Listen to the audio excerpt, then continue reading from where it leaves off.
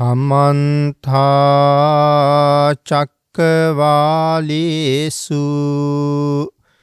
අත්‍රා ගච්ඡන්තු දේවතා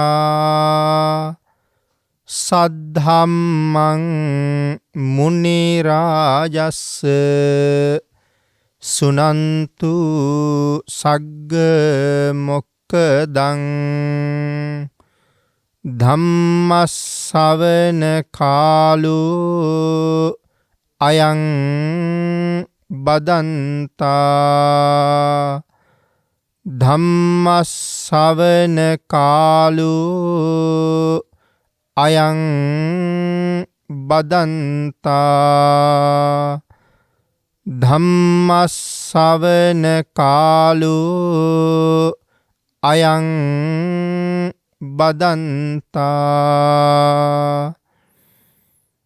නමෝ තස්ස භගවතු අරහතු සබ්බ ධම්මේසු අප්පටිහත ඥානචාරස්ස දස බලධරස්ස චතු වේසාරජ්‍ය විසරදස්ස සබ්බ සත්තුත්තමස්ස ධම්මිස්ස රස්ස ධම්ම රාජස්ස ධම්මස්සාමිස්ස තථාගතස්ස සබ්බඤුනෝ සම්මා සම්බුද්දස්ස නමෝ තස්ස භගවතු අරහතු සබ්බ ධම්මේසු අප්පටිහත ඥානචාරස්ස දස බලධරස්ස චතු වේසාරජ්‍ය විසරදස්ස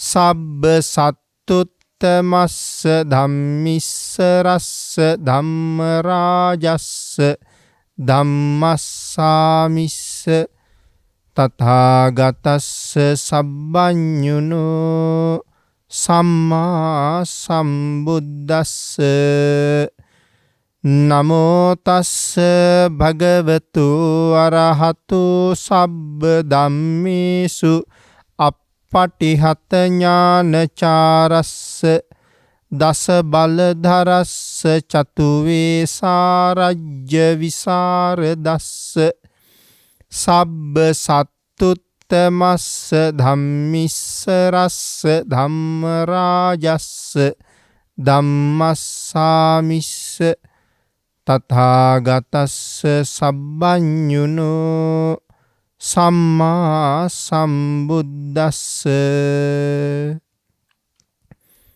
සද්ධර්ම ශ්‍රාවක කාරුණික ගුණගරුක බෞද්ධ පින්නතුනි බොහෝම ශ්‍රද්ධාවෙන් යුක්තව සියලු දෙනාම සූදානම් වෙන්නේ තිලෝගුරු ශාන්තිනායක සම්මා සම්බුදුරජාණන් වහන්සේ විසින් ලෝක සත්වයන් පිළිබඳව අසීමිත දයාවෙන් කරුණාවෙන් මෛත්‍රියෙන් යුක්තව අවබෝධ කරගෙන දේශනා කොට වදාළ පරම ගම්බීර වූ ශ්‍රී සද්ධර්ම රත්නයෙන් ඊ타ත්ම පුංචි කොටසක් දේශනා කරවගෙන ධර්ම ගෞරවය පෙරදරි කරගෙන දේශනාගත ධර්මයේ ශ්‍රවණය කරන්නත් එසේ ධර්ම ශ්‍රවණය කිරීමෙන් ලැබෙන අවවාද අනුශාසනා තම තමන්ගේ ජීවිතවලට එකතු කරගෙන වඩාත් නිවැරදි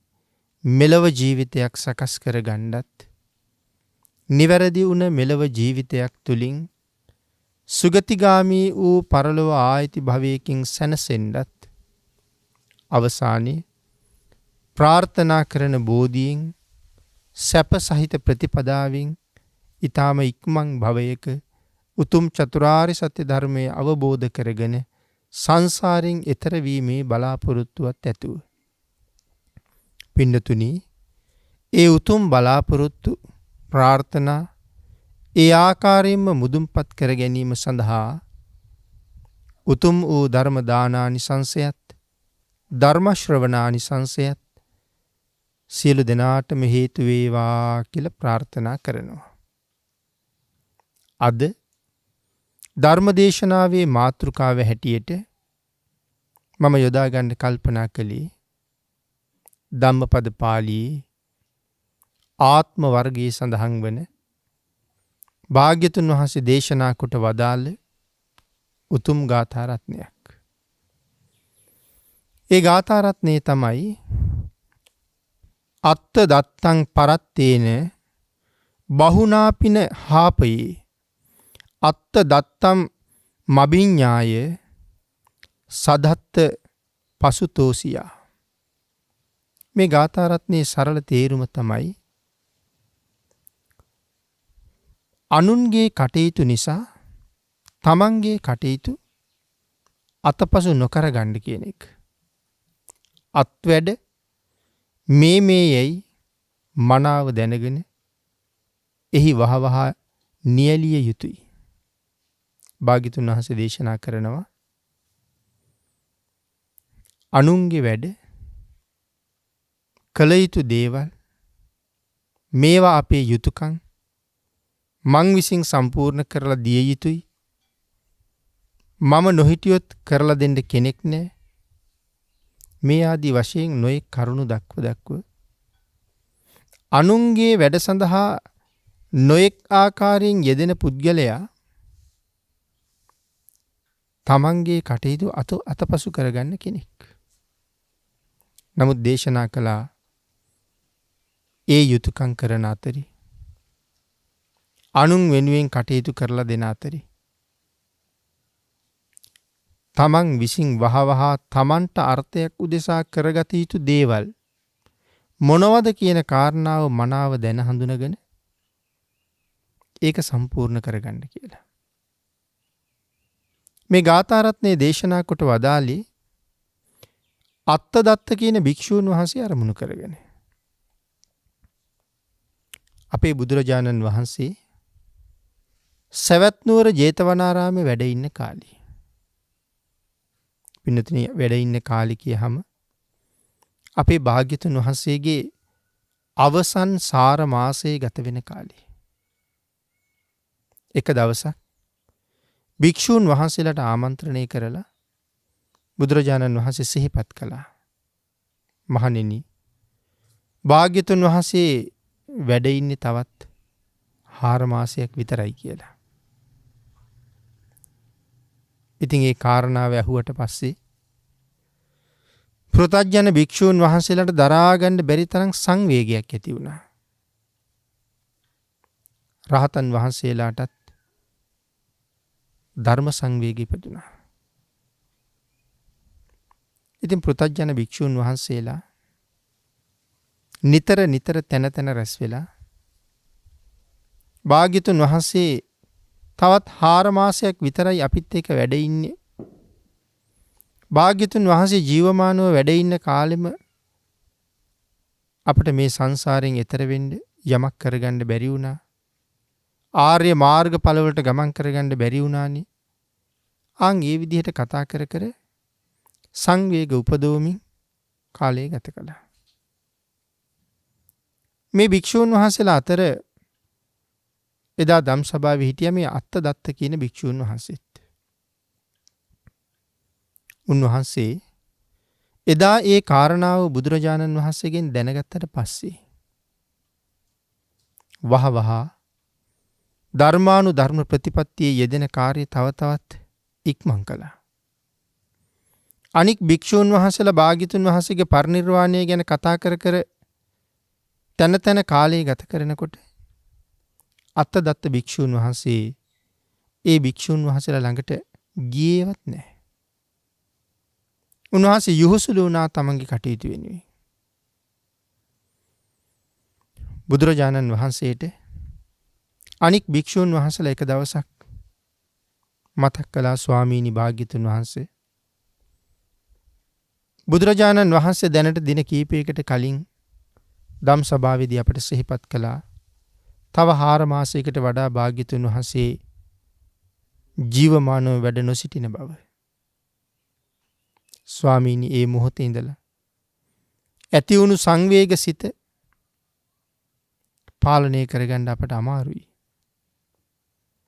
අපි හැමෝම තැන් වල එකතු වෙලා භාග්‍යතුන් වහන්සේගේ පරිනිර්වාණය පිළිබඳව කරුණු ගැන සාකච්ඡා කර කර භාග්‍යතුන් වහන්සේ පිරිනිවන් පෑවට පස්සේ අපි කොයිතරම් අසරණ වෙනවද කියන කාරණාව නිතර නිතර සිහිපත් කර කර සංවේගයෙන් කටයුතු කළත් මේ අත්තදත්ත භික්ෂූන් වහන්සේ මොනම හේතුවක් නිසාවත් ඒ පිළිබඳව සාකච්ඡා කරන්නවත් අපේ සාකච්ඡාවකට ඇහුම්කන් දෙන්නවත් ඒ තැන්වලට ආවේ නෑ ස්වාමීනි කියලා සඳහන් කළා. පින්නතුනි භාග්‍යතුන් වහන්සේ අත්තදත්තයන් වහන්සේගේ අදහස් සිතුවිලි ඒ සියල්ලම ඉතා හොඳින් දන්නවා. නමුත් මේ භික්ෂූන් වහන්සේලාගේ චෝදනාවක් තියෙනවනේ. අන් ඒ නිසා භාග්‍යතුන් වහන්සේ අත්තදත්ත භික්ෂූන් වහන්සේ කැඳෙව්වා. කැඳවල ඇහුවා ඇවත් අත්තදත්තේ මේ භික්ෂූන් වහන්සේලා කියන කතාව ඇත්තද? උන්වහන්සේලා තැන තැන බුද්ධ පරිනිර්වාණය ගැන සාකච්ඡා කරන තැනට ඔබ සහභාගී වුණේ නැද්ද? සඳහන් කළා නෑ ස්වාමීනි. ඇයි ඒ කියලා ඇහුවා. ආන් ඒ වෙලාවේ අත්තදත්තයන් වහන්සේ සඳහන් කළා ස්වාමීනි භාග්‍යතුන්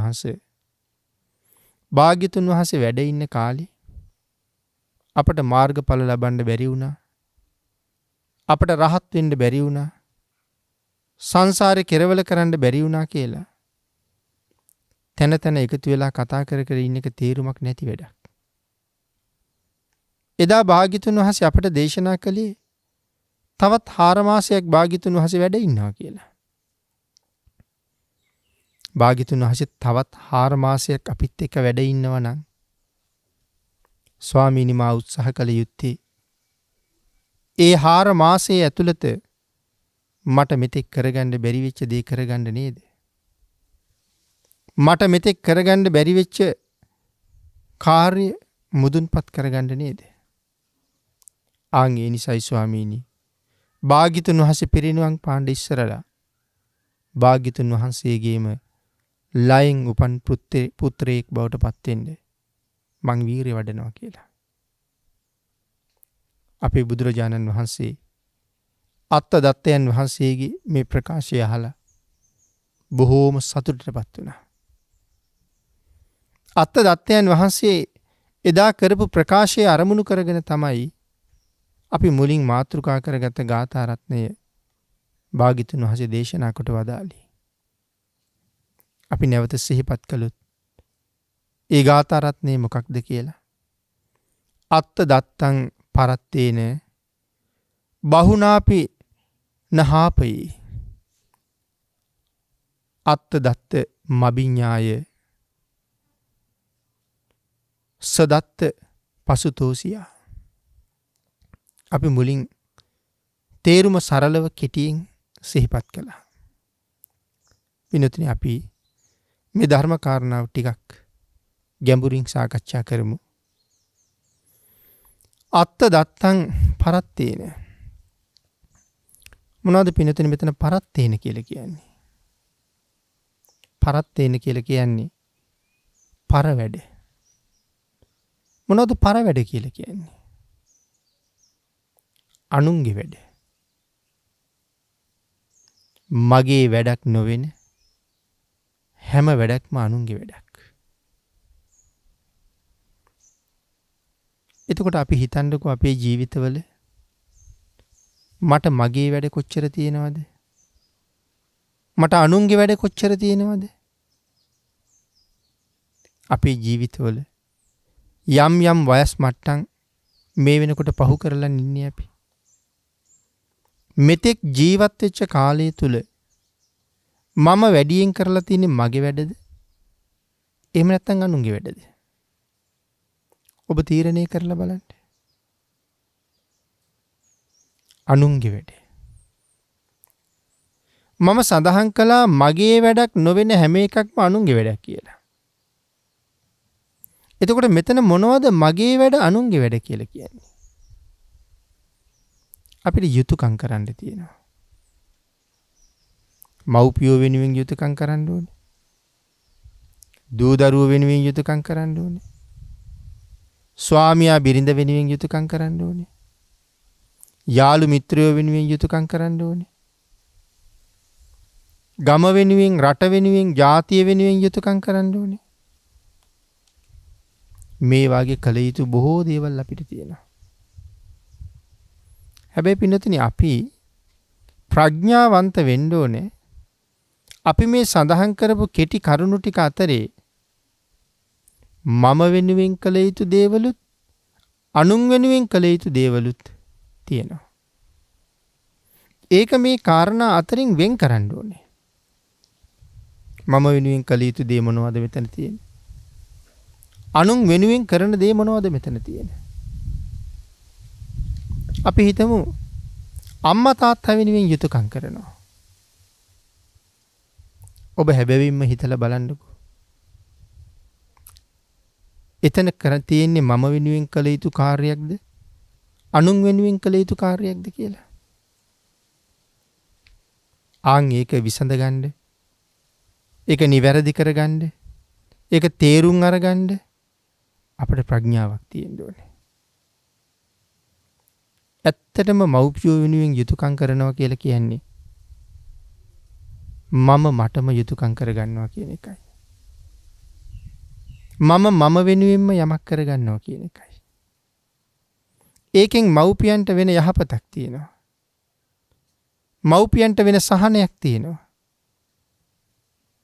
නමුත් මව්පියන්ට සැලකීම දරුවෙකුට කොයිතරම් කුසල් අත්පත් කරලා දෙන කටයුත්තක්ද? ඒක දරුවෙකුට මොනතරම් ආශිර්වාදයක්ද? එතකොට ඒක මව්පියෝ වෙනුවෙන් තමයි කරන්නේ. හැබැයි ඒකදී තමන්ට මහත් ලොකු යහපතක්ද සැලසෙනවා. දරුවෝ වෙනුවෙන් කළ යුතු කාර්යයක් කොහොමත් අපිට තියෙනවා. දරුවෝ හදාගත්ත නිසා ඒ සමාජය අසරණ කරන්නේ නැතුව කටයුතු කරන්න අපි හැම වෙලාවෙම වග බලා ගන්න ඕනේ. නෑදෑයෝ වෙනුවෙන්, සමාජය වෙනුවෙන්, රට ජාතිය වෙනුවෙන් අපි කළ යුතු ප්‍රමාණයක් තියෙනවා. හැබැයි අපි මුලින් සඳහන් කළා වගේ ඥානවන්ත වෙන්න ඕනේ. මේ කළ යුතු ප්‍රමාණය තුල සීමාව තුලද මම ඉන්නේ? නැත්තම් සීමාව ඉක්මවල ගිහිල්ලාද ඉන්නේ කියලා. වර්තමානයේ පිනක් දහමක් කරන්න යනකොට, බණක් දහමක් අහන්න යනකොට, තවත් නොයෙක් කුසල් රැස් වෙන භාවනාදී පුණ්‍ය කර්මයන් කරන්න සූදානම් වෙනකොට, ශ්‍රම දාන ආදී වාගේ දේවල් වලට සූදානම් වෙනකොට හුඟක් අය ඒ දේවල් වලට දක්වන උනන්දුව හරි අඩුයි. මග ඇරලා යන්න මොනව හරි ක්‍රමයක් යොදනවා. මොකක් හරි කතාවක් කියනවා. උදේ ඉඳලා රෑ වෙනකන් අපි හේනේ වැඩ කරනවා, කුඹුරු වැඩ කරනවා, රැකියා ස්ථානේ වැඩ කරනවා, තවත් නොයෙක් තැන්වල වැඩ කරනවා. යාළුවන්ගේ වැඩවලට යනවා, මිත්‍රයන්ගේ වැඩවලට යනවා. දන්න අඳුරන තව තව අයගේ නොයෙක් කටයුතු වලට යනවා. මේ කාරණාවන්ගෙන් කෝ තමන්ගේ ප්‍රමාණය? මම මුලින් මතක් කළා. මව්පියන්ට යුතුයකම කරන එක හරිම වටිනවා. ඒකෙන් මගේ සංසාර ගමනට ලොකු සුවයක් ලැබෙනවා. සසර යහපත උදෙසා හේතු වෙනවා ඒ කාරණාව. විහාරස්ථානවලට යනවා, ශ්‍රම දාන කටයුතු කරනවා, චෛත්‍ය බෝධිය මේ ආදී දේවල් වල සංවර්ධන කටයුතු කරනවා. අපිට පාඩුද? අපිට ලාභයි. ඒ තුලින් රැස් වෙන්නේද මහා කුසල කර්මයක්. දැන් අපේ පින්නතුන් ධර්මදේශනාවලදී අහලා තියෙනවා මං හිතන්නේ. සුදහපිණ්ඩිය මහරහතන් වහන්සේගේ අපදානය අපි අපදාන පාළියේ සඳහන් වෙනවා. මහා කල්ප ගණනාවක්. මනුලවයි දෙව්ලොවයි විතරයි සැරිසරලා තියෙන්නේ. මොකක් කරපු පින නිසාද? චෛත්‍යයක එක පිපුරුමක් බදාම පිටක් අරගෙන වහපු නිසා සුදහ පින්ඩිය කියලා නම ලැබුණෙත් ඒකයි. චෛත්‍යයක එක පිපුරුමක් බදාම පිටකින් වහලා මේ තරම් ආනිසංසයක් ලබන්න පුළුවන් නම් චෛත්‍යයක් උදෙසා කරන වත්පිළිවෙත් අපිට සංසාරේ කොයිතරම් සුවයක් ගෙනල්ලා දෙනවද? එතකොට පින්නතුනි ඒක අනුන් වෙනුවෙන් කරපු දෙයක්ද? සිල් ආරක්ෂා කරනකොට ආභි සමාචාරික සීලය, ආදි බ්‍රහ්මචාරියක සීලය, මේ ආදි වශයෙන් සීලේ නොඑක් ප්‍රභේද වශයෙන් දක්වලා තියෙනවා. එතකොට මේ ආභි සමාචාරික සීලය, ඒ වාගේ සීලයන් ගැන කතා කරනකොට අපේ ජීවිතය තුළ ඒවා සම්පූර්ණ කරන්න ඕනේ. සංසාරයෙන් එතර වෙන්න බලාපොරොත්තු වෙනවා නම් යම් කෙනෙක්, එවන් පුද්ගලයෙක් එවන් කටයුතු අත්හැරිය යුතු නැහැ. ඒක සම්පූර්ණ කරගත යුතුමයි කියලා සඳහන් කරන්නේ. එතකොට මේ මොන වගේ කටයුතුද මේ කියන්නේ? ආචාර්ය වත, උපාධ්‍ය වත, දානශාලාවේ වත, පිණ්ඩාචාරික වත, වච්චකුටි වත, බුද්ධ වත, මේ ආදී වශයෙන් නොඑක් වත්පිළිවෙත් බුදුරජාණන් වහන්සේ දේශනා කරලා තියෙනවා. එතකොට එහෙනම් ආචාර්ය වත අනුන් වෙනුවෙන් කරන දෙයක්. උපාධ්‍ය වත අනුන් වෙනුවෙන් කරන දෙයක්. එහෙම කල්පනා කරලා අත්හරින්න පුළුවන්ද? සුගතිය නිවන හොයාගෙන යන ගමනේ ඒ සඳහා අපි විසින් කළ යුතු කටයුතු අතර මේ කටයුතුත් ඉතා ඉහළ තැනක තියෙනවා. වත්තං න පරිපූර්යන්ති න සීලං පරිපූර්ති. වත සම්පූර්ණ නැති තැන සිල් සම්පූර්ණ නැහැ කියලා දේශනා කළේ ඒ නිසයි. වත්පිළිවෙත් කෙරෙන්න ඕනේ. සම්පූර්ණ වතපිළිවෙතින් ඈත් වෙලා පැය 24ම භාවනා කළත් බලාපොරොත්තු වෙන අර්ථය සපුරා ගන්න ලැබෙන්නේ නැහැ පින්නතුනි. එතකොට ඒ කටයුතු අනුන් වෙනුවෙන් කරන කටයුතු කියලා අපිට පසක දාන්න බෑ. නමුත් නිර්පරාදී අපි ගත කරන කාලේ කෙනෙක් සතුටු කිරීම උදෙසා ඔහුත් එක්ක කතා බහ කර කර ඉන්නවා. ඔවුන් අඬගහන නොඑක් නොමනා ගමන් බිමන් වලට යනවා. නොමනා සාදවාගී තැන් වලට සහභාගී වෙනවා. කාලේ නාස්ති කර කර කතා කර කර ඉන්න යනවා. අල්ලාප සල්ලාප මේ වගේ නොඑක් දේවල් වලට ගත කරන කාලය. විනෝද චාරිකා සඳහා ගත කරන කාලය. මේ වාගේ නිරර්ථක වැඩ අපේ ජීවිතවල ඕන තරම් තියෙනවා. එතකොට මේ නිරර්ථක කාර්යයන් වල වැඩිපුරම යෙදিলা තියෙන අනුන් නිසා. ඒකයි එහෙම සඳහන් කළේ. ඒ නිසා පරත්තේන පරවැඩ නිසා අනුන් පිළිබඳව කෙරෙන රටේ ගමේ පිරිසේ පවුලේ කටයුතු නිසා අපි අපිට යහපතක් කරගන්න තියෙන කාලය නාස්ති කරගන්නවා. ඒක තමයි මෙතන පරත්තේන කියලා සඳහන් කළේ. අත්වැඩ තමන් පිළිබඳව කරගන්න කටයුතු ගිහි අය විසින් කරගත යුතු කටයුතු පිළිබඳව වෙනම ධර්මයේ සඳහන් කරපු තැන් බොහොමයක් තියෙනවා. එදිනෙදා ජීවිතේ පවත්වා ගැනීම සඳහා අපි කළ යුතු කාර්යයන් ටිකකුත් තියෙනවා. වෙළඳ ව්‍යාපාර කටයුතු, ගොවිතැන්පත් කටයුතු, ජීවනෝපාය වෙනුවෙන් කරන යහපත් හැම කටයුත්තක්ම ඒ ටිකත් අපි කරගත යුතුමනේ. පින්නතුනි එයින් අත මිදෙන හැම මොහොතකම ධර්ම ශ්‍රවණය කිරීම, සිල් සමාදන් වීම, සමාදන් වුණ සීලය ආවර්ජනය කිරීම, සිල් බිඳුනද කියන කාරණාව විශේෂයෙන් ආවර්ජනය කිරීම, ඊටාම සිහියෙන් කටයුතු කිරීම, දන් පැන් පූජා කිරීම, ලෙඩ වෙච්ච අයට අපෝපස්ථාන කටයුතු කිරීම, අසරණයන්ට පිහිට වීම, මේ හැම කටයුත්තක්මත් අනුන් වෙනුවෙන් කෙරෙන පැත්තක් තිබුණත් ඒ හැම එකකම Tamanට කෙරෙන යහපතක් තියෙනවා. ඒ නිසා එවන් කටයුතුත් අපි සම්පූර්ණ කරගන්න ඕනේ.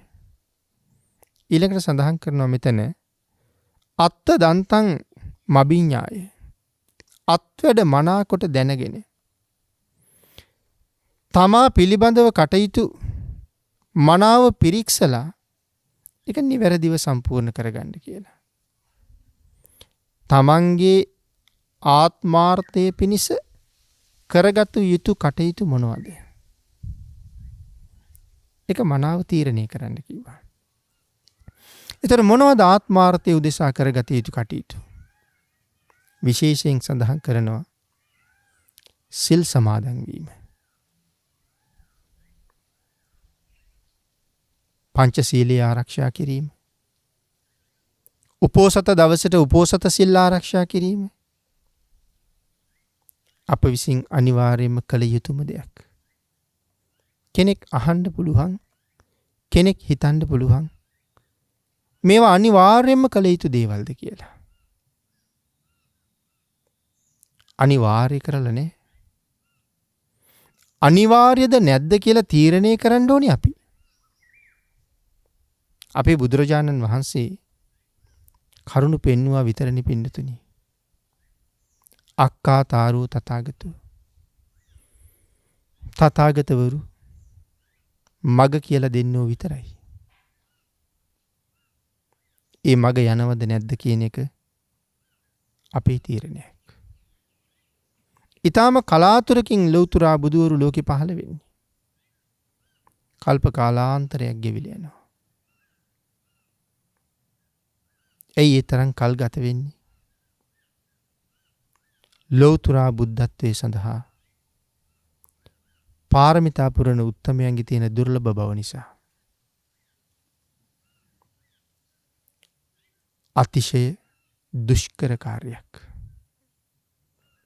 කවදාවත් සාමාන්‍ය කෙනෙකුට වචන වලින් කියලා ඉවර කරන්න බැරි තරම් දුෂ්කර කාර්යයක්.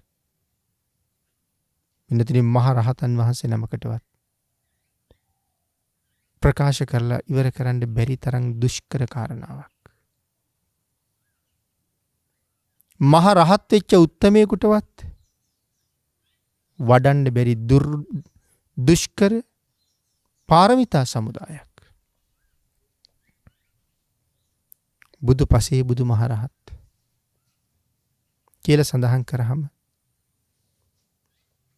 ලෞතර බුදු වෙන්න කියලා කෙනෙක් මුලින්ම පාරමිතා පුරන්න පුළුවන්. පාරමී පුරාගෙන යන සංසාරේ ලෞතර බුද්ධත්වයට තව කොතරම් පාරමිතා පිරිය යුතුද? ඒ සීමාව පේන තෙක් මානෙවත් නැහැ. නමුත් සසර බොහෝම දුකයි. සසර බොහෝම භයානකයි. ඒ නිසා තව තවත් මේ සංසාරේ අනාදිමත් කාලයක් දුක් විඳ ඇවිදගෙන යනවට වඩා මහරහත් බෝධියෙන් සංසාරේ කෙරවල කරන්න පුරාගත්ත පාරමිතා ප්‍රමාණවත් කියලා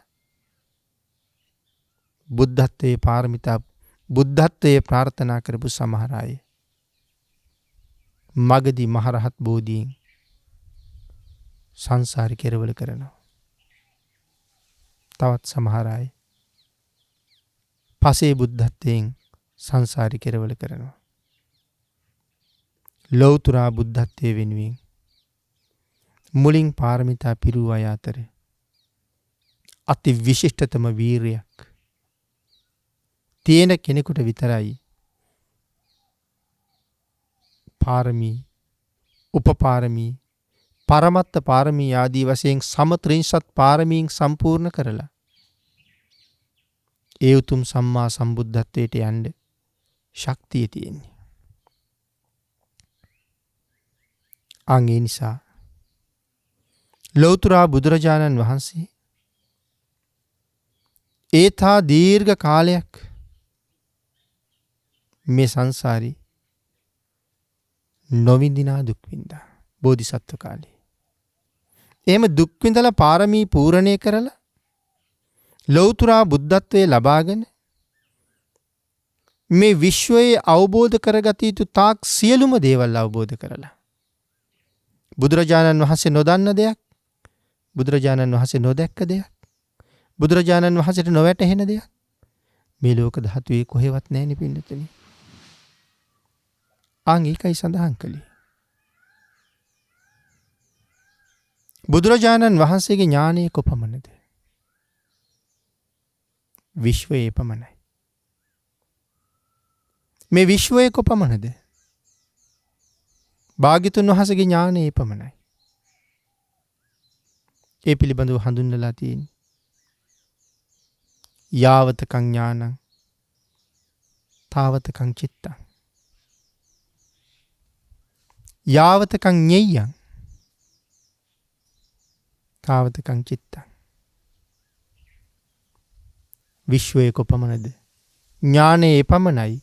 ඥානයේ කොපමණද? විශ්වයේ පමණයි. ඒ කියන්නේ මේ විශ්වයේ අවබෝධ කරගත්තේ නැති කිසිම දෙයක් නැහැ. ඒ නිසා සර්වඥයි කියලා දේශනා කළා. සර්වඥ වූ සම්මා සම්බුදුරජාණන් වහන්සේ ලෝක සත්වයාට සංසාරේ ස්වභාවය දේශනා කළා. සසර දුක පිළිබඳව කරුණු දේශනා කළා. මේ සංසාර දුකෙන් මිදෙන්න මේ විදිහට කටයුතු කළ යුතුයි.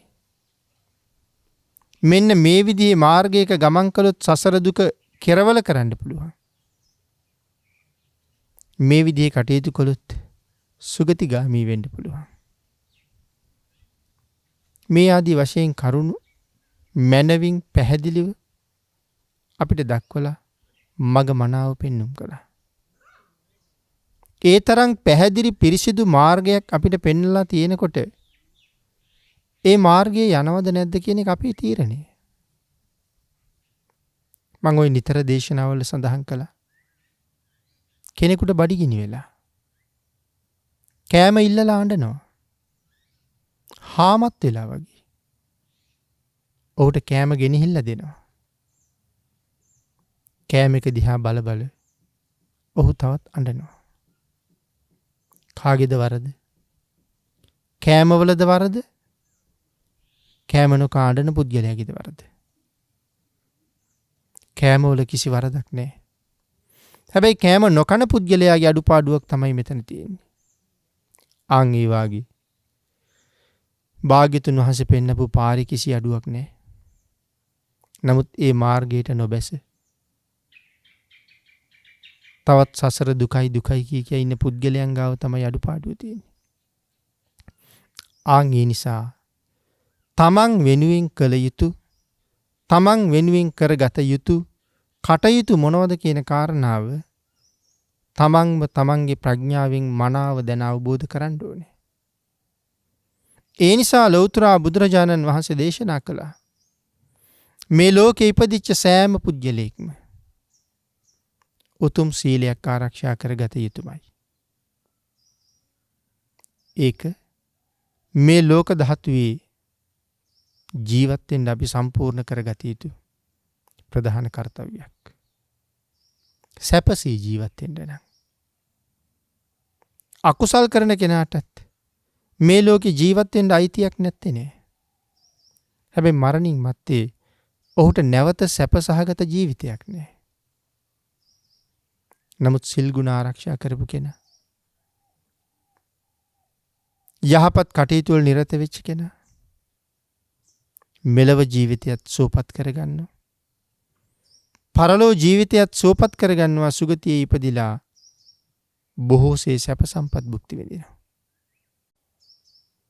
එතකොට පින්නතුනි, ඥානවන්ත පුජ්‍යලයා මෙලව ඉපදුනාට පස්සේ මම කළ යුතු දේවල් මොනවද?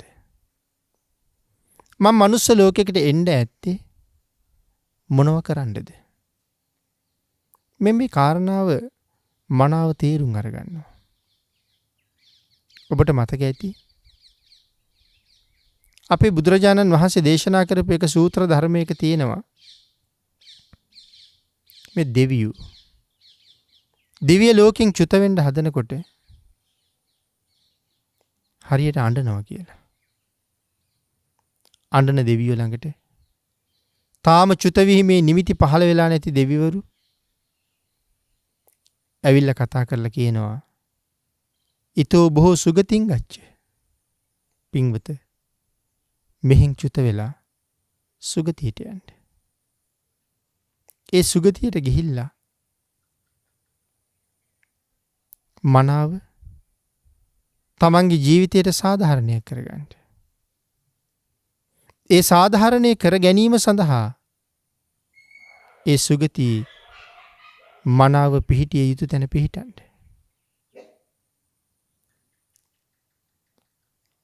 අවශ්‍යම දේ හොයාගන්න. ඒ මත මනාව පිහිටන්න.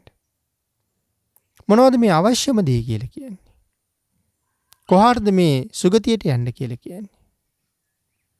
සුගතියට යන්න කියලා කියන්නේ මනුස්ස ලෝකෙ ගිහිල්ලා උපදින්න කියලා මේ කියන්නේ.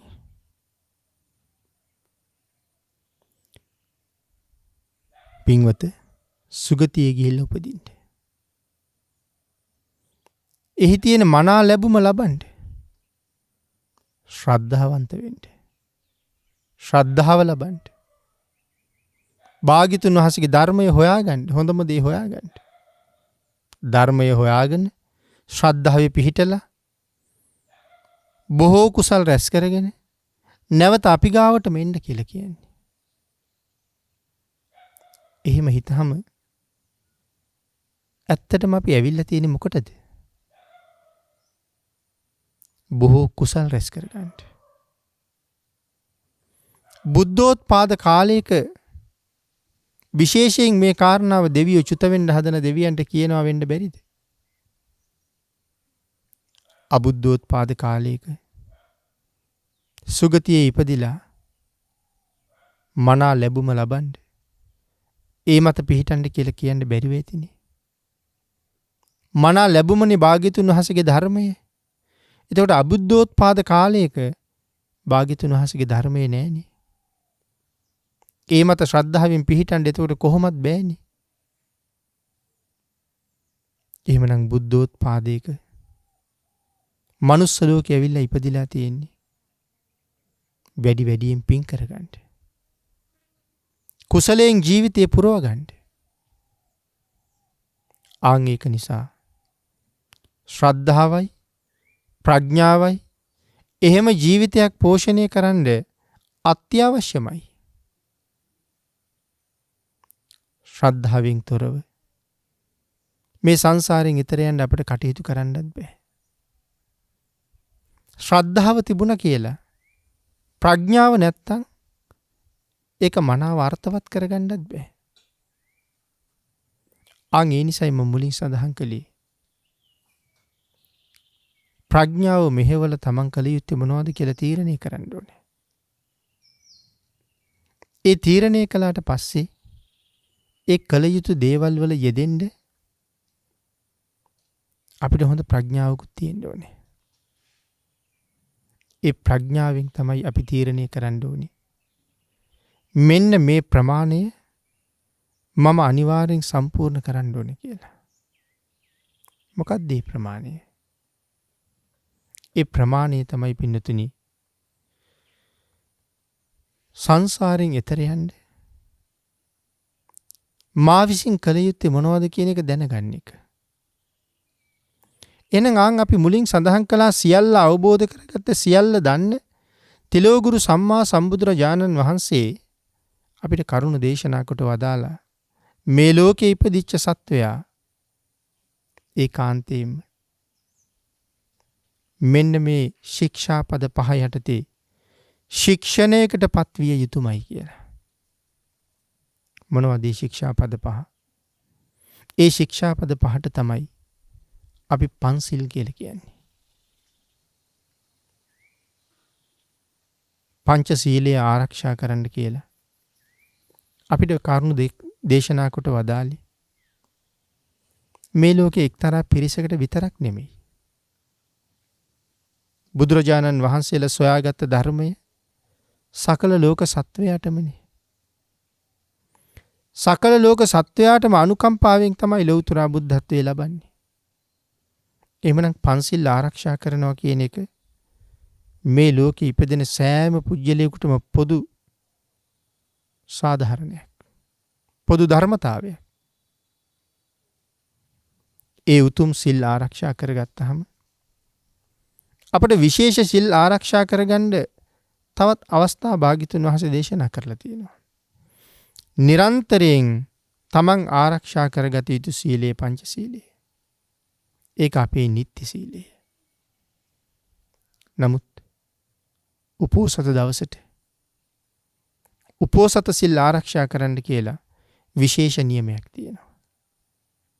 කැමති නම් අෂ්ටාංග සීලය, නවාංග උපෝසත සීලය, දසාංග උපෝසත සීලය, මේ ආදී සිල් එක එක මට්ටම් වලින් දේශනා කරලා තියෙනවා. මේ උතුම් සීලයක් හැම මොහොතකම ජීවිතයක සම්පූර්ණ කරලා තිබිය යුතුමයි. ඒ කුමක් සඳහාද? තමන්ට වැඩක් කර ගැනීම සඳහා. කුමන જાතියේ වැඩක් කර ගැනීම සඳහාද? නිවන් දකින්නතුරු මේ සංසාරේ සුගතියෙන් සුගතියට යන්න.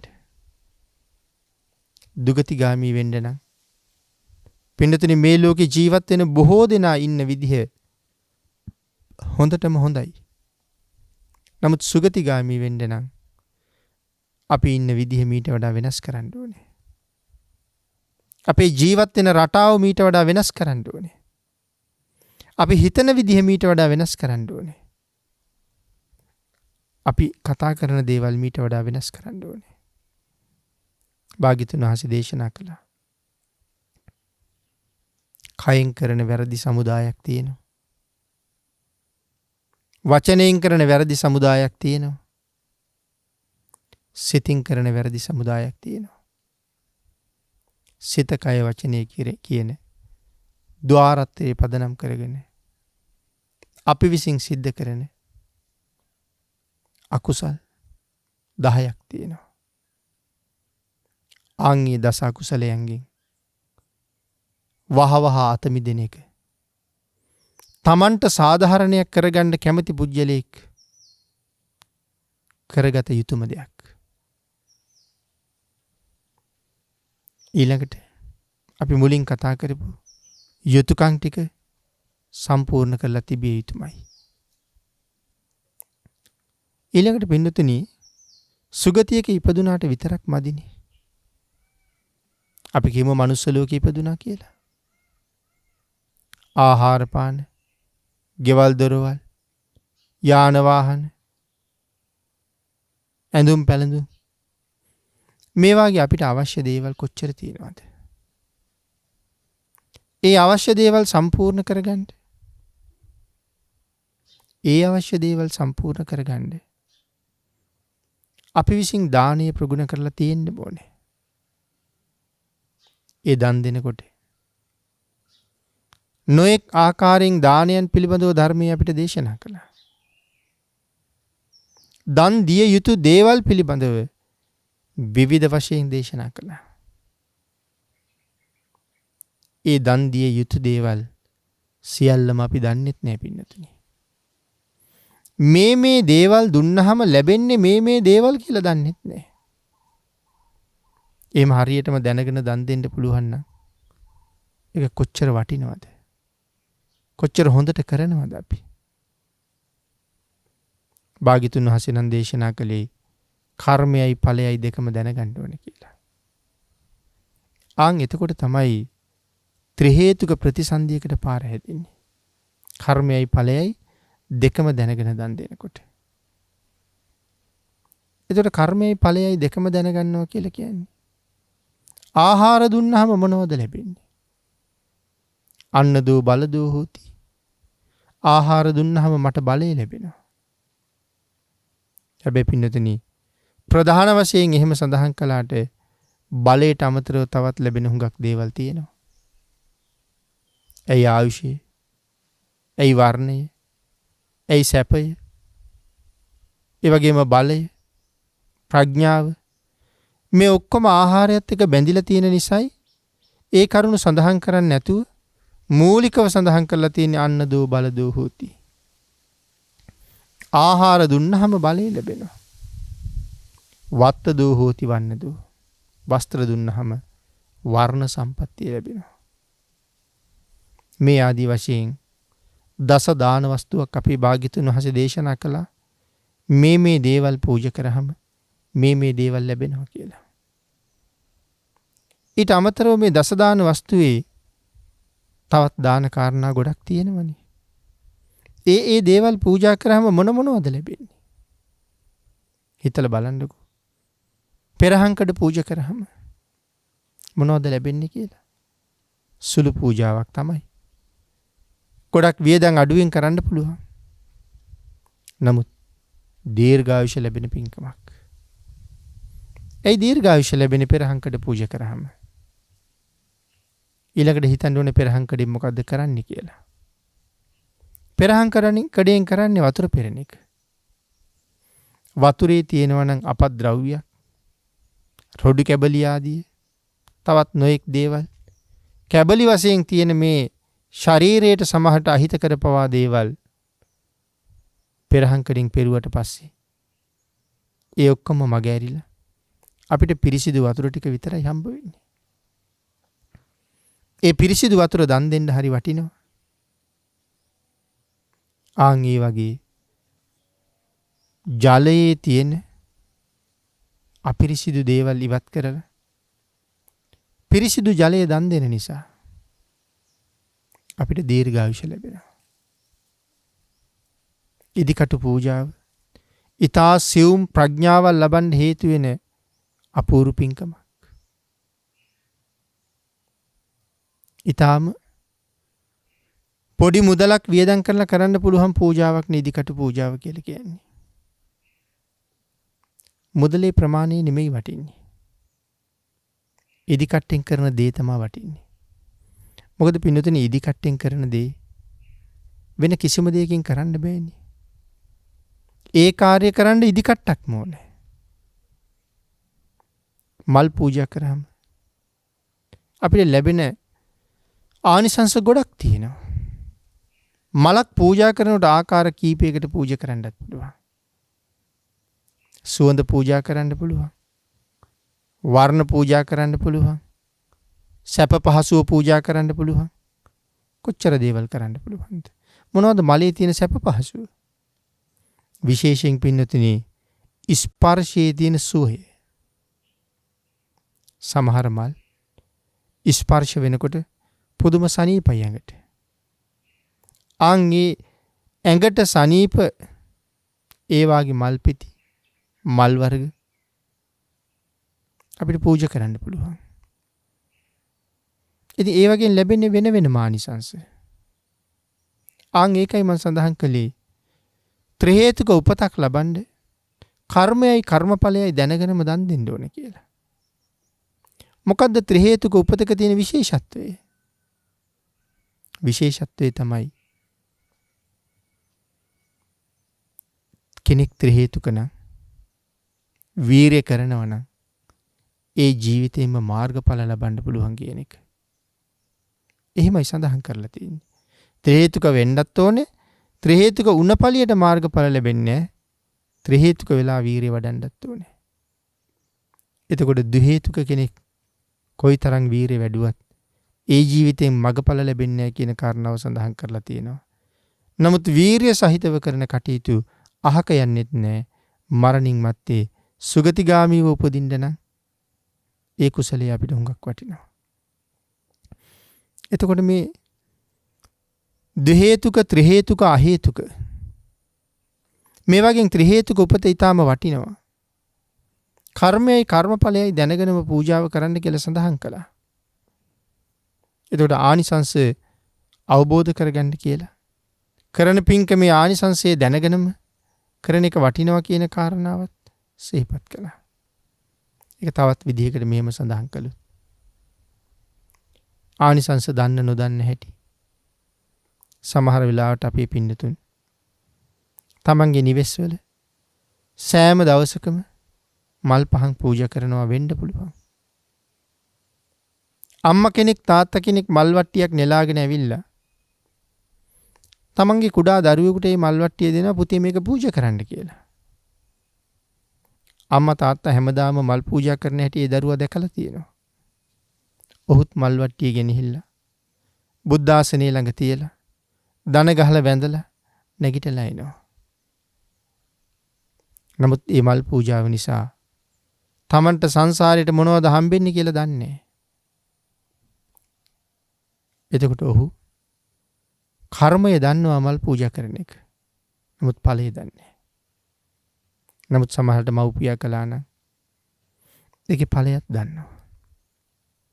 වර්ණ පූජාවේ ආනිසංසය සසර උපදින ආත්මයක් පාසා නිවන් දකින්නතුරු මේ මල් යම්සේ වර්ණවත්ද ප්‍රියමනාපද ඒ වාගේ වර්ණමත් ප්‍රියමනාප දුටුවන් පහදවන රූපයක් මට ලැබෙන්න කියලා ප්‍රාර්ථනා කරලා පූජා කරන්න පුළුවන්. ඒ මලේ තියෙන සුසිනිදු බව දැනුනහම මේ මල් වල තියෙන ඊටාම සිනිදු බව මගේ හැමේ තියෙන්න ඕනේ කියලා ප්‍රාර්ථනා කරන්න පුළුවන්. ඒ මල් වල තියෙන සුවඳ නිසා උපදින භවයක් පාසා එමෙතන නිවන් දක්නා ಜಾති දක්වා මහා ප්‍රඥාවක් ලැබෙන්න ප්‍රාර්ථනා කරන්න පුළුවන්. හැබැයි මේ ප්‍රාර්ථනාව අතරේ ආපෞසරයක් අපිට ප්‍රඥාව තියෙන්න ඕනේ ප්‍රාර්ථනාව හරියට කරන්න. ප්‍රාර්ථනාව ඕන තරම් කර හැකියි. ඒක නිවැරදිව කරන්න ප්‍රඥාව තියෙන්න ඕනේ. පින්කමක් කරලා ප්‍රාර්ථනාවක් කරාම ඒක හොඳ වෙන්නත් නරක වෙන්නත් ප්‍රාර්ථනා කරන්න පුළුවන්. මහා චද්දන්ත ජාතක කතාවේ අපිට ඒකට හොඳ උදාහරණයක් තියෙනවා. චද්දන්ත හස්ති රජුරුවන්ගේ දෙවෙනි බිරිඳ පසේ බුදුරජාණන් වහන්සේලාට පළතුරු පූජා කරලා ප්‍රාර්ථනා කළේ මං ඉක්මනට මැරෙන්න ඕනේ. මදුරට සාගල නුවර රජුරුවන්ගේ දුව වෙලා ඉපදෙන්න ඕනේ. සුදුසු රජෙක් සමග විවාහ වුණාට පස්සේ ඒ රජු කැමති කරවගෙන මේ චද්දන්ත හස්තියා මරවන්න මට ලැබෙන්න ඕනේ කියලා. ඒ ප්‍රාර්ථනාවට අනුව ඒ කාර්යයන් ඔක්කොම සිද්ධ වෙනවා. ස්වර්ණ තිලක ප්‍රාර්ථනා කළේ වර්ණ සම්පත්තිය, රූප සම්පත්තිය මම දකින් පිරිමි අය උමතු වෙන්න ඕනේ කියලා ප්‍රාර්ථනා කළේ. අනාථපිණ්ඩික සිටුතුමාගේ එක ඥාතිවරයෙක් හිටියා. ඔහුත් පින්කමක් කරලා ප්‍රාර්ථනා කරලා තිබුණේ කොයිතරම් හොඳට සිල් රකින්න කාන්තාවක් නමුත් තමන් දැක්කහම තමන් සමග කායික සම්භෝගයකට හිත පෙරලෙන්න ඕනේ කියලා. වැරදි ප්‍රාර්ථනා. මිත්‍යා දෘෂ්ටික ප්‍රාර්ථනා. එහෙනම් අපිට මලක් පූජා කරලා ඒ මල් පෙත්තක තියෙන සුන්දර බව කොපමණද? ඒ වගේ සුන්දර ලස්සන චවි වර්ණයක් ලැබෙන්න ඕනේ කියලා ප්‍රාර්ථනා කරන්න පුළුවන්. උත්පලවන්නා රාහත් මෙහෙණින් වහන්සේ මහනෙල් මල් පූජා කරපු ප්‍රාර්ථනාව. අග්‍ර ශ්‍රාවක මහ මොග්ගල්ලාණන් වහන්සේ මහනිල් මල් පූජා කරලා තිබිච්ච ප්‍රාර්ථනාවල් වලට අනුව තමයි නීල වර්ණ චවි වර්ණයක් තිබුණේ. එතකොට පින්නතනේ ඒ වාගේ පෙනුම ලස්සන වෙලා රුව ලස්සන වෙලා ඉපදුනහම ඔබට හිතෙන්නේ නැද්ද අකුසලයට යන්න මම් පෙත් හුඟක් විවෘත වෙනවා කියලා? අදත් හිතලා බලන්නකෝ අපේ සමාජයේ ලස්සන පෙනුමක් ලස්සන වර්ණයක් තියෙන අය සාමාන්‍ය අයට වඩා හුඟක් පව් කරගන්නේ නැද්ද කියලා? ඔවුනොවුන් කෙරෙහි ඇලිලා ඔවුනොවුන්ට බැඳිලා ඔවුනොවුන් වසඟත්වයට ගිහිල්ලා කොයිතරම් අකුසල් කරනවද? ප්‍රඥාව සහිතව හිතලා බලන්න. ඒකයි මම සඳහන් කළේ ප්‍රාර්ථනාවේදී ප්‍රඥාව අවශ්‍යයි කියලා. ලස්සන රූපයක් ප්‍රාර්ථනා කරන්න පුළුවන්. හැබැයි ඒත් එක්කම ප්‍රාර්ථනා කරන්න. කොයි තරම් ලස්සන රූපයක් ලැබුණත් ඒ රූපයට වසඟ වෙලා අකුසලයට බර නොවෙන්න ඕනේ කියලා. එහෙම ප්‍රාර්ථනා කරන්න ප්‍රඥාව වෙනම තියෙන්න ඕනේ. සුවඳ පූජා කරලා ප්‍රාර්ථනාවක් කරන්න පුළුවන් මහා ප්‍රඥාවක් ලැබෙන්න. නමුත් පින්නතුනි, ඒ ප්‍රඥාව මොනව අවබෝධ කරන්නද? ධර්මයේම වැටහෙන නුවණක් ලැබෙන්න ප්‍රාර්ථනා කරන්න. ලෝක සත්වයාට හිතසුව පිණිස ධර්මයේ දේශනා කරනකොට, ධර්මයේ කියලා දෙනකොට ඔවුන් වහවහ ධර්මයේ තුල සමාදන් කරවන්න පුළුවන් ශක්තිය ලැබෙන්න කියලා ප්‍රාර්ථනා කරන්න. කවර කවමදාකවත් ධර්මයේ තුලින් මිත්‍යා දෘෂ්ටික වචනයක් ප්‍රකාශ නොවෙන්න නිර්මල පර්යාප්තියම දේශනා කරන්න ලැබෙන්න ප්‍රාර්ථනා කරන්න. ඒ විතරක්ද නෙමෙයි.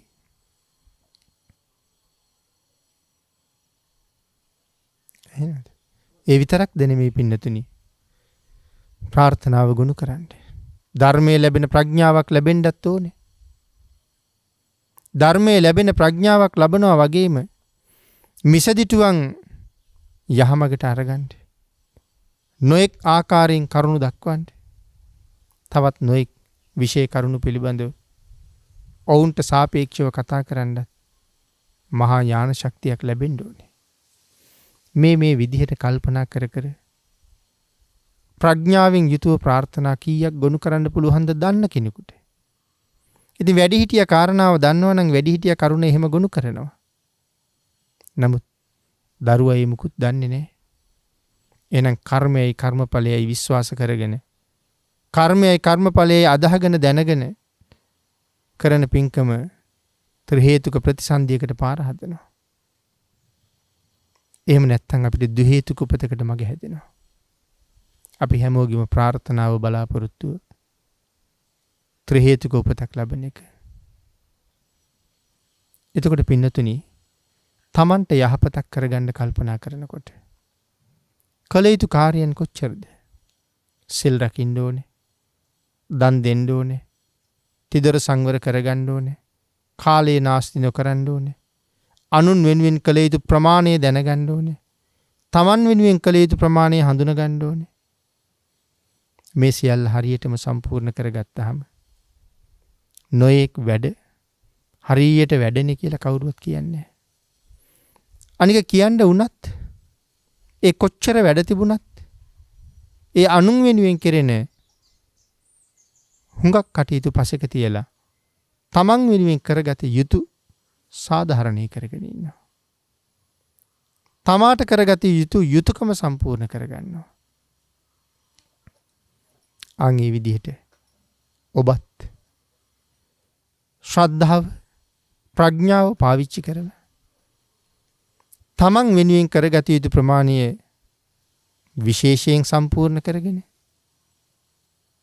අත්‍යවශ්‍ය යුතුයකම් ටිකත් නොපිරිහෙලා සම්පූර්ණ කරලා ඔබ ලබාගත් මේ උතුම් ජීවිතයට හොඳ සාධාරණයක්, මනා අර්ථයක් සම්පූර්ණ කරගෙන මෙලව සුවපත් කරගෙන පරලෝ සුගතිගාමි කරගෙන ප්‍රාර්ථනා කරන බෝධියෙන් සැප සහිත ප්‍රතිපදාවෙන් ඒ උතුම් නිවන කරා ගමන් කරන්න. අත්ත දත්තයන් වහන්සේ කල්පනා කළ විදිහට කල්පනා කරන්න ඔබත් උත්සාහ කරන්න. භාග්‍යතුන් වහන්සේ දේශනා කොට වදාළි. තමන් වහන්සේ දේශනා කළා නම් යම් ප්‍රතිපදාවක්, ඒ ප්‍රතිපදාවේ නොපිරිහෙලා යෙදෙනවා නම් යම් කෙනෙක්, ඔහු භාග්‍යතුන් වහන්සේට සලකන කෙනෙක් කියලා. අත්ත දත්තයන් වහන්සේගේ ප්‍රතිපදාව භාග්‍යතුන් වහන්සේ අගය කළා. නමුත් තව නොබෝ දවසකින් භාග්‍යතුන් වහන්සේ පිරිනිවන් පානවනි කියලා කාලයේ මරමරා හිටපු අය භාග්‍යතුන් වහන්සේ අගය කළේ නැහැ. පින්නතුනි, අදත් භාග්‍යතුන් වහන්සේ පිරිනිවන් පෑවත් අපි කෙරෙහි අනුකම්පාවෙන් සර්වඥ ධාතුන් වහන්සේලා භාග්‍යතුන් වහන්සේ ඉතුරු කළා. නෛර්යානික ශ්‍රී සද්ධර්ම රත්නයේ භාග්‍යතුන් වහන්සේගේ අදිෂ්ඨානයට අනුව තාමත් නිර්මලව වැඩ ඉන්නවා. ඒ උතුම් ධර්ම රත්නයෙන් ප්‍රයෝජන අරගෙන මේ උතුම් බුද්ධාන්තරයෙන් ඵල නෙලාගෙන මේ සසර කතරින් එතර වෙන්න. තුනුරුවන්ගේ ආශිර්වාදයෙන් ශක්තිය, ධෛර්යය, භාග්‍ය, වාසනාව නොවඩුව ලැබේවා කියලා ආශිර්වාද කරනවා. පින්නතුනි, අද මේ උතුම් ධර්ම දේශනාවේ දායකත්වයේ දරනු ලබනවා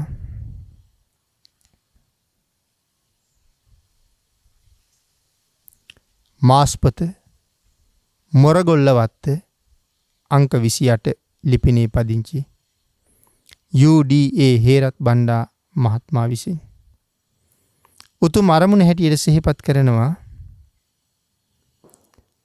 වර්ෂ 2021 දෙසැම්බර් මාසේ 14 වෙනි දිනට යෙදෙන තමන්ගේ 67 වන ජන්මදිනයේ නිමිත්තෙන් සියලු ලෝකවාසීන්ට ධර්ම දානය බෙදා හැරීම අරමුණු කොටගෙන මේ උතුම් ධර්ම දානමේ පින්කම සිදු කරන බවත්, ඊට අමතරව බමුණා කොටුව වල්පොල මහගම්පිටිය නිවසේ පදිංචිව සිට 2008 වසරේදී හදිසියේ අභාව ප්‍රාප්ත වූ UDA ටිකිරි බණ්ඩා සහෝදරයාටද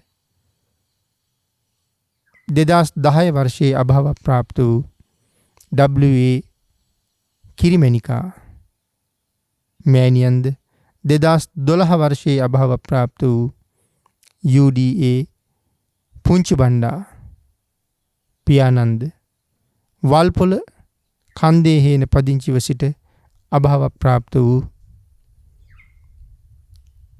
AM පේමාවති ඥාති සොහොයුරියටද මේ උතුම් ධර්ම දානමේ කුසල කර්මයේ අනුමෝදන්ව නිවන් සුවයටපත් වේවා කියලා ප්‍රාර්ථනා කරනවා. වදාකොඩ කදුරුවැල්ල දෙල්ගහමුලවත්ත පදිංචි දැනට අසනීපයෙන් සිටින UDA දයාවති මණිකේ සොහොයුරියටද මේ පින් අනුමෝදන් වේවා. නිදුක් නිරෝගී භාවයේ චිරජීවනයේ සැලසේවා. බෝයගනේ රොග්ලන්ඩ් වත්තේ පදිංචි ශ්‍යාමල් මදුසංක හේරත්, සචී කෞශල්‍ය හේරත් දරුවන්ගේ හා භාර්යාව RK ශ්‍රේයාකාන්ති මහත්මියගේ අනාගත ජීවිතයේද සැපවත් වේවා. සාංසාරික කර්ම දෝෂ ඇතනම් තුනුරුවන්ගේ ආනුභාවයෙන් දුරින්ම දුරු වේවා. තිලකරත්න සහ ඉදිරිසිංහ යන සහෝදරයින් දෙදෙනාටත් මේ පින් අනුමෝදන්ව උතුම් චිරජීවනයේ සැලසේවා. සියලු ඥාති මිත්‍රාදීන්ටත් මේ පින් අනුමෝදන් වේවා. මේ උතුම් ධර්ම දේශනාව සඳහා වැඩමවා වදාළ දේශකයන්න් වහන්සේටත් চিරාත් කාලයක් නිදුක් නිරෝගීව කටයුතු කරන්න තුනුරුවන්ගේ ආශිර්වාදය ලැබේවා.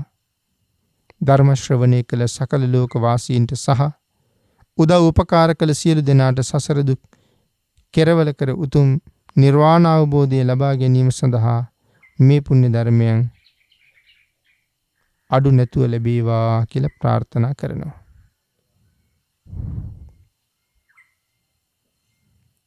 UDA හේරත් බණ්ඩා මහත්මයා විසින් පින් අනුමෝදන් කළ සියලු දෙනාටම පින් අනුමෝදන් වේවා. ආශිර්වාද කළ සියලු දෙනාටම රත්නත්‍රයේ ආශිර්වාදයෙන් නිදුක් නිරෝගී භාවයේ චිරජීවනයේ සැලසේවා. හැම කෙනෙකුටම ප්‍රාර්ථනා කරන බෝධියෙන් සැප සහිත ප්‍රතිපදාවෙන් ඊතම ඉක්මන් භවයක උතුම් චතුරාර්ය සත්‍ය ධර්ම අවබෝධය ලබා ගැනීම සඳහා මේ සියලු පුණ්‍ය ධර්මයන් හේතු වාසනා වේවා කියලා ප්‍රාර්ථනා කරනවා. ආකාසට්ඨා ච බුම්මට්ඨා දේවා නාග මහිද්దికා පුඤ්ඤන්තං අනුමෝදිත්වා චිරං රක්ඛන්තු ලෝක සාසනං දේවෝ වස්සතු කාලේන සස්්‍ය සම්පatti හේතුච පීතෝ භවතු ලෝකෝ ච රාජා භවතු ධම්මිකෝ. රාගක්ඛයෝ නිබ්බානං